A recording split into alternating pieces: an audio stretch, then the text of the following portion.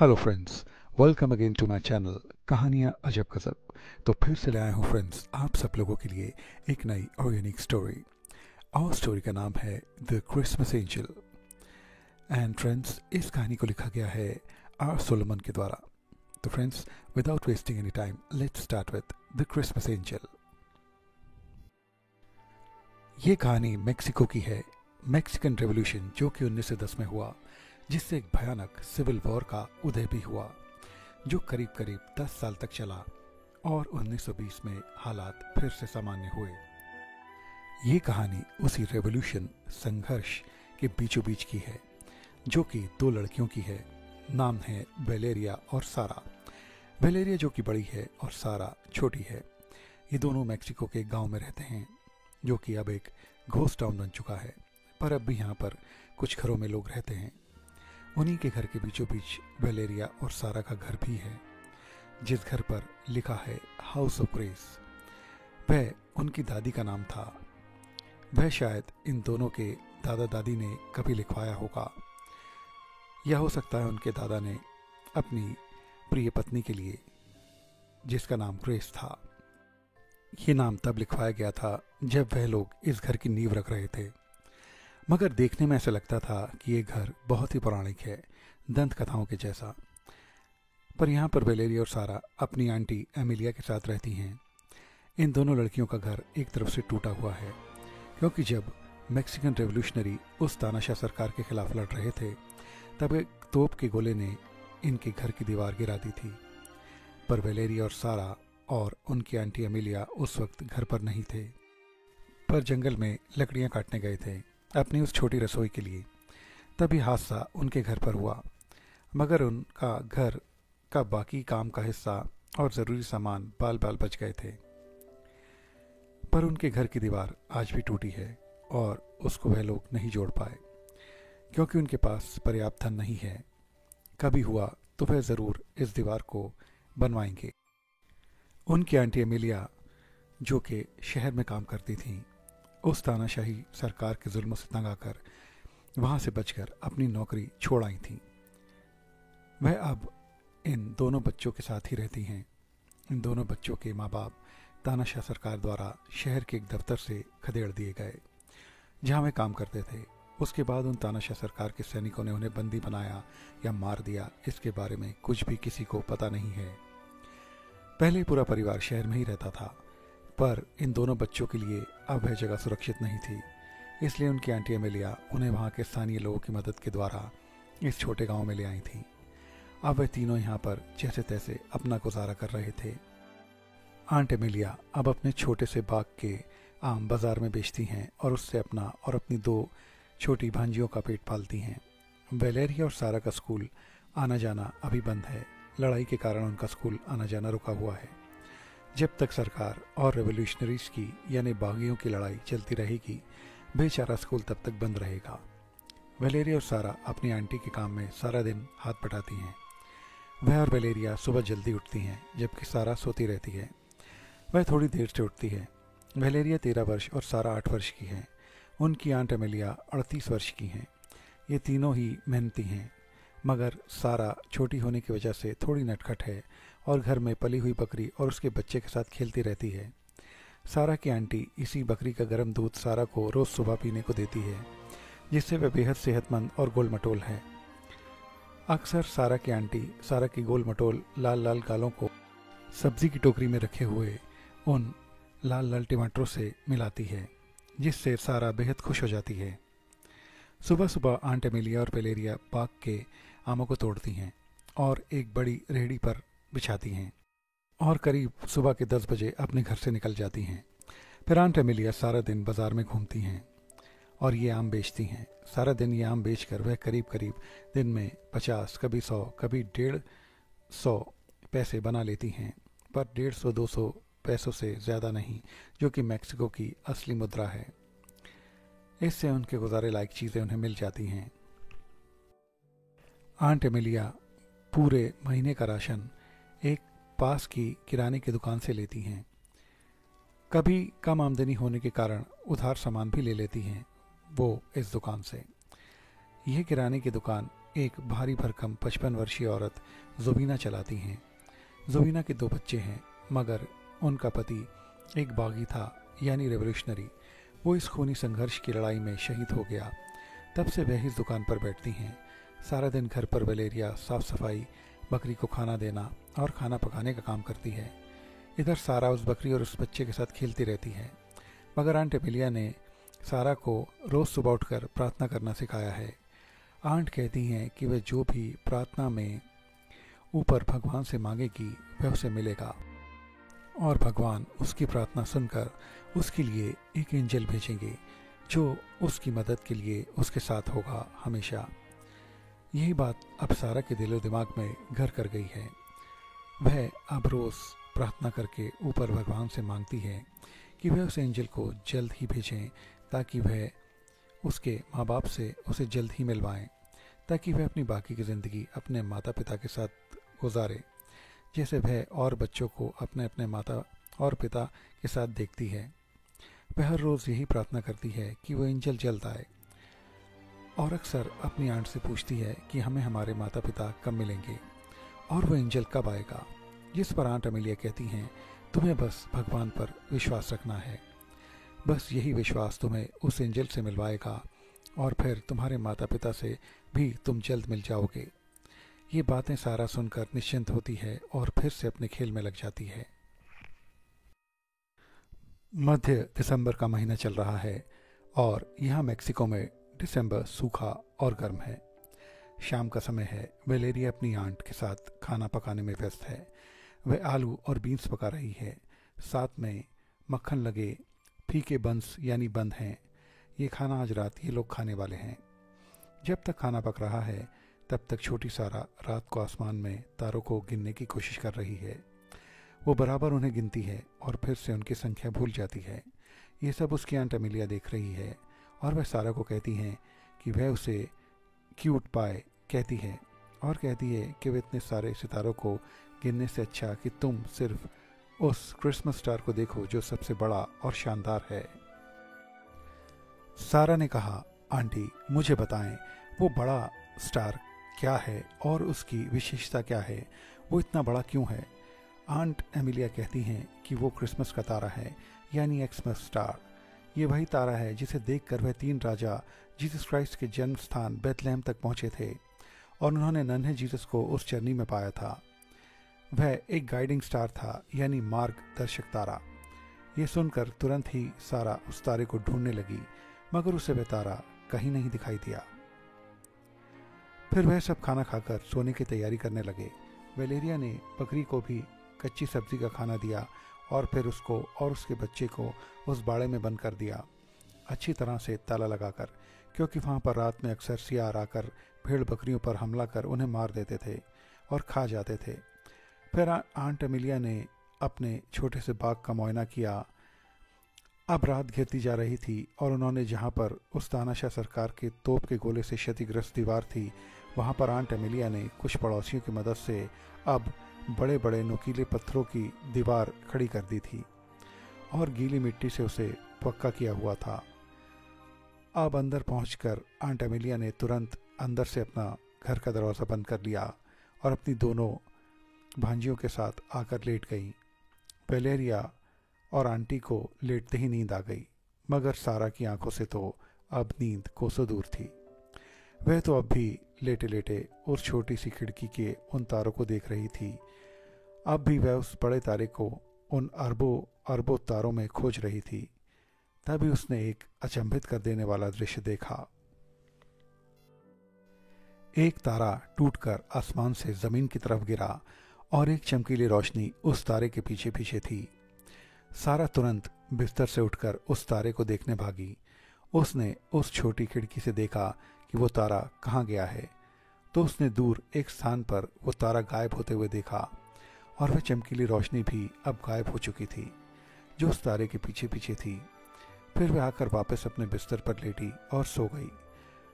अब सुबह होते ही उसने ये सारा वाकया अपनी आंट और बहन को बताया, तो बड़ी बहन ने उसे एक अजीब सपना कहकर भूल जाने को कहा। पर आंट एमिलिया ने कहा, डरो मत बच्ची, वह तारा नहीं होता, बल्कि आसमान या अंतरिक्ष से आए उल्कापिंड होते हैं यानी मीटियोराइट्स, और वे अक्सर धरती पर आकर गिर जाते हैं। उनसे डरने की ज़रूरत बिल्कुल नहीं है। वह कोई छोटा सा उल्कापिंड होगा जो अंतरिक्ष में होती हुई अनजान गतिविधियों के कारण धरती पर आ गिरा, बस और कुछ नहीं है। अब जाकर सारा का परेशान दिमाग शांत हुआ और फिर वह नाश्ता करने की तैयारी में लग गई। आज 10 दिसंबर की तारीख है और आज आंट एमिलिया सुबह सुबह फल बेचने निकल गई हैं, पर दोपहर 3 बजे तक वैलेरिया और सारा देखती हैं कि उनकी आंटी एमिलिया वापस आ रही हैं, जबकि वह तो हर रोज़ शाम तक वापस आती थी। सारा और वैलेरिया घबरा जाती हैं और आंट एमिलिया से उनके जल्दी घर आने के बारे में पूछती हैं। वह उन्हें बताती है कि उनकी तबीयत कुछ ठीक नहीं। एक जगह उन्होंने कुछ ज़्यादा ठंडा पानी पी लिया था जिससे उनका गला ख़राब हो गया और बुखार भी लग रहा है।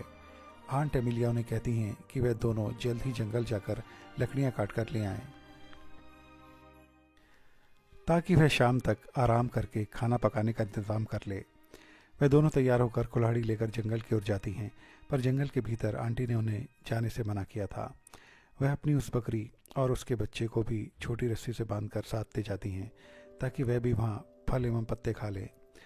आंट ने कहा था जंगल के शुरू होने पर बस वहीं उस छोटे गांव के पास, वहाँ से ही लकड़ियाँ ले आना, बिल्कुल भी जंगल के अंदर प्रवेश मत करना। मगर वैलेरिया तो अपनी आंट के साथ कई बार उस जंगल से लकड़ियाँ काट कर ला चुकी थी, मगर इस बार सारा वैलेरिया के साथ थी, तो वह सारा के लिए चिंतित थी कि वो इधर उधर ना भागे और उसी के साथ रहे। उसे बस 1 से 2 घंटे का वक्त लगेगा लकड़ियाँ काटने में। फिर वह दोनों वहाँ से बकरी और उस बच्चे के साथ कुल्हाड़ी लेकर जंगल की तरफ जाती हैं। अब शाम होने से पहले वैलेरिया को घर पर चूल्हा जलाने लायक लकड़ी जल्दी से काटनी है। वह अपनी कुल्हाड़ी को एक पत्थर पर तेज करती है और जल्दी जल्दी लकड़ी काटना शुरू कर देती है। इसी बीच सारा तब तक बकरी और उसके बच्चे को फल एवं घास खिलाती है। वैलेरिया लकड़ी काटने में इतनी व्यस्त हो जाती है कि वह देख ही नहीं पाती कि छोटी सारा उस बकरी और उसके बच्चे के साथ जंगल में अंदर चली गई है। जब वह लकड़ी काट और बांध लेती है, वह सारा को पीछे मुड़कर देखती है, पर सारा उसे कहीं भी दिखाई नहीं देती। फिर वह लकड़ियों को वहीं फेंककर कुल्हाड़ी उठाती है और जंगल में अंदर की तरफ भागती है। अब वैलेरिया सारा को पागलों की तरह तलाश करती है, पर सारा उसे कहीं भी दिखाई नहीं देती। शाम गहराती जा रही है और वह सारा को ढूंढने में लगी है, और सारा का कोई अता पता है ही नहीं। बहुत देर तक जंगल में सारा को ढूंढने के बाद अब वैलेरिया शांत होकर एक पेड़ के नीचे बैठ जाती है और सोचती है कि सारा और उस बकरी और उसके बच्चे के साथ कोई हादसा तो नहीं हो गया है। ये सोचते सोचते वह ये देख रही थी कि सूरज डूब रहा है और जल्द ही उन सबको यहाँ से निकलना होगा। अब थोड़ी देर में वैलेरिया एक दृश्य देखती है। वो देखती है कि सारा और वो बकरी और उसका बच्चा आ रहे हैं, मगर उनके साथ में एक बूढ़ा मैक्सिकन व्यक्ति है जिसने उस बकरी के बच्चे को अपने हाथ में लिया हुआ है। वह सब लोग धीरे धीरे वैलेरिया के पास आते हैं और सारा वैलेरिया की गले लगती है और उसको बताती है कि ये छोटा बकरी का बच्चा भाग गया था और एक गड्ढे में गिर गया था, मगर अंकल विली ने उसे बाहर निकाला। अंकल विली वही बूढ़ा है जो इनके साथ है, और हमें जंगल से बाहर निकालने का रास्ता भी इन्होंने बताया और हमारे साथ ही यहाँ तक आ गए। वैलेरिया उस बूढ़े आदमी का शुक्रिया अदा करती है और पूछती है कि वो कौन है। वह वैलेरिया को बताता है कि वो जंगल के पास जो गांव है वहाँ रहता है और यहाँ पर वह भी लकड़ी काटने आया था। वह उस बूढ़े व्यक्ति का धन्यवाद करके वहाँ से चल पड़ते हैं। इधर उनकी आंट एमिलिया घर पर उनका बेसब्री से इंतज़ार कर रही थी। उनकी तबीयत आराम करने से अब बेहतर थी। थोड़ी देर में घर के आंगन का दरवाज़ा खुलता है और वह बकरी का बच्चा सबसे पहले घर के अंदर घुसता है। फिर वह बकरी और सारा और वैलेरिया अंदर आते हैं। आंट ने उन दोनों को घर देर से आने की वजह पूछी तो वैलेरिया ने सारा किस्सा सुनाया और उन बूढ़े अंकल बिली के बारे में भी बताया कि कैसे उन्होंने उस बकरी के बच्चे को उस गड्ढे में से निकाला। आंट एमिलिया ने दोनों बच्चियों को गले से लगाया और बकरी और उसके बच्चे को अपनी जगह पर बांधा। फिर लकड़ियाँ लेकर उनकी रस्सी खोली और लकड़ियों को चूल्हे में डालकर खाना पकाया। सब लोगों ने खाना खाकर सोने की तैयारी करी। फिर से सारा लेटी और उन तारों को देखने लगी। फिर से उसने उस बड़े क्रिसमस के तारे को देखने की कोशिश करी, पर उसे वह तारा दिखाई नहीं दिया।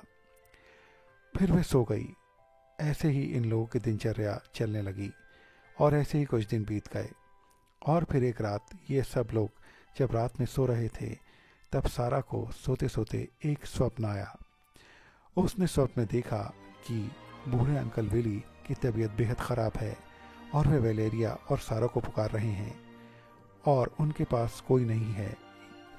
ये स्वप्न देखते ही सारा की आँख खुलती है और सुबह हो जाती है। तुरंत बिस्तर से उठकर सारा अपना स्वप्न आंटी को और वेलेरिया को बताती है। इस पर आंट एमिलिया कहती हैं कि स्वप्नों का कोई ना कोई मतलब ज़रूर होता है और ये सपना भी कुछ ना कुछ हमें बता रहा है और किसी बात की सूचना भी दे रहा है। तो फिर हमें क्या करना चाहिए? वेलेरिया कहती है, ऐसा करते हैं, हम सब उनके पास चलते हैं और देखते हैं कि उनको क्या हुआ है। अब तीनों ने तुरंत अपना अपना सामान बांधा, अपनी अपनी लकड़ी की 3 छड़ियाँ उठाईं और अपनी बकरी को लिया और उसके बच्चे को भी। और आंट एमिलिया ने उस छोटी बकरी के बच्चे को इस बार गोद में उठाया ताकि वो कहीं भागे ना। बस ये सब लोग अब पैदल पैदल जंगल के पास वाले गांव की ओर चल पड़े। सारा की चिंता बढ़ रही थी कि न जाने उन बूढ़े अंकल विली को क्या हुआ होगा। तभी उन्हीं के गांव का एक गांव वाला किसान अपनी घोड़ा गाड़ी पर वहां से निकला। वो शहर जा रहा था किसी काम से। आंट एमिलिया उसकी पत्नी की दोस्त थी, तो उसने उन लोगों को घोड़ा गाड़ी में बिठाने का वादा किया और कहा कि वह उन्हें उस जंगल के पास वाले गांव में छोड़ देगा। वह सब लोग जल्दी से घोड़ा गाड़ी में बैठे और घोड़ा गाड़ी चल पड़ी। घोड़े की टाप की आवाज़ सारा को अच्छी लग रही थी और वो जल्द से जल्द अंकल विली के पास पहुंचना चाहती थी। कुछ देर बाद वे सब लोग उस जंगल के पास वाले गांव के पास थे। घोड़ा गाड़ी वाला आंट से विदा लेकर चला गया। अब बात यह थी कि अंकल विली इस गांव में कहाँ रहते हैं। तो वेलेरिया ने कहा, आओ हम यहाँ के स्थानीय लोगों से पूछें। वेलेरिया और आंट एमिलिया ने करीब करीब 1 दर्जन से ज़्यादा लोगों से पूछा, पर किसी को भी, वहाँ के किसी भी व्यक्ति को ऐसे किसी बूढ़े अंकल विली की कोई जानकारी नहीं थी। कोई भी उन्हें नहीं जानता था। फिर ये तीनों लोग बकरी और उस बच्चे के साथ बाहर निकलते हैं और सोचते हैं कि थोड़ा गांव से आगे चला जाए, शायद वहाँ कोई अंकल की हमें खबर बता दे या उनकी सूचना दे दे। थोड़ी दूरी पर चलने के बाद उनको रास्ते में एक छोटा गधा खड़ा दिखाई देता है, जो दौड़ कर आकर आंट एमिलिया की कुर्ती के कपड़े को अपने दांतों से दबाकर खींचता है। तभी वेलेरिया और सारा चिल्लाती हैं, आंटी ये हमें कहीं ले जाना चाहता है, शायद ये अंकल विली के घर का रास्ता तो नहीं बता रहा। अब सब लोग गधे के पीछे पीछे चलने लगते हैं। कुछ देर बाद वह एक खंडर नुमा घर के पास पहुंचते हैं, जो कि जंगल और गांव से थोड़ी दूरी पर था। वह गधा उन्हें उस खंडर के भीतर ले जाता है। वहां वे तीनों देखती हैं कि एक जगह एक फायरप्लेस है जहां पर आग जल रही है।